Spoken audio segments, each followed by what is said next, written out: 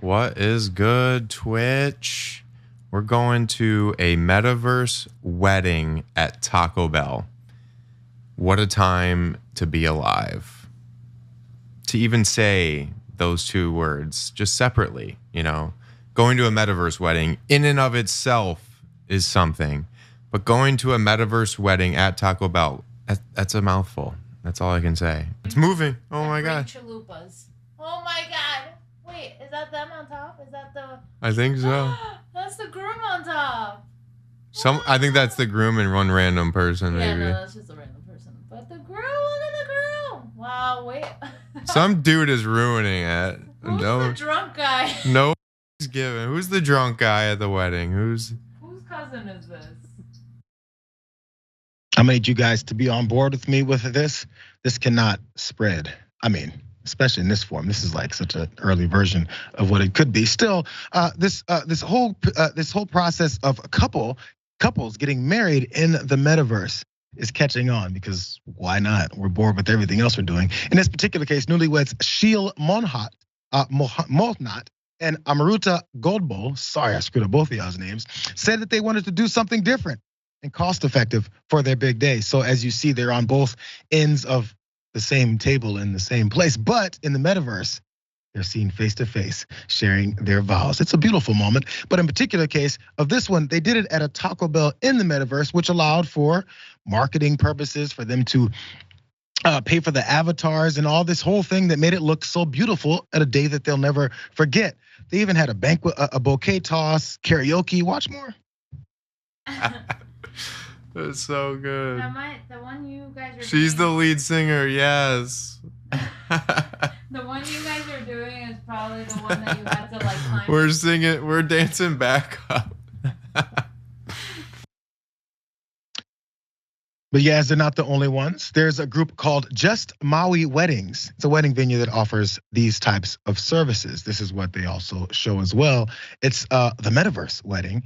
And as you can see from that very frightening picture on the right-hand side from somebody with a very shiny, metallic looking face is your, I guess your priest or your person who's marrying you. This is what you just have to go with as well. Now, by the way, maybe people think this is straight up cheap. I'll be in the metaverse, I spend $5 and I'm there. You'd be wrong. This is what the group said. We have 120 people on standby and perform at least 2 metaverse weddings a week. That's according to Klaus Bandish, who runs Just Maui Weddings. It's in Hawaii, you might guess. Typically, my vow renewal package is almost $1,000. If the couple wants avatars, we charge $300 each person, that is. But they do have to make sure that their faces are there for the legalities of the whole wedding thing to actually take place. This is the future, Yaz. Are you prepared to get married in the metaverse? At least do it at McDonald's, though. When I realized that this was an Indian wedding, that was extra crazy for me. Like the elephant was too much, right? Indian weddings are so extra and they're so expensive. I feel like more power to this couple for breaking with that particular tradition. It's an interesting way to do it. Less fun, it looks like. It looks less yummy. Like you go to weddings for the food, right? Like you go there to eat, but whatever. Weddings are so much work. My family keeps waiting on me to have a wedding. And I feel like at this point, they don't even care who I marry anymore.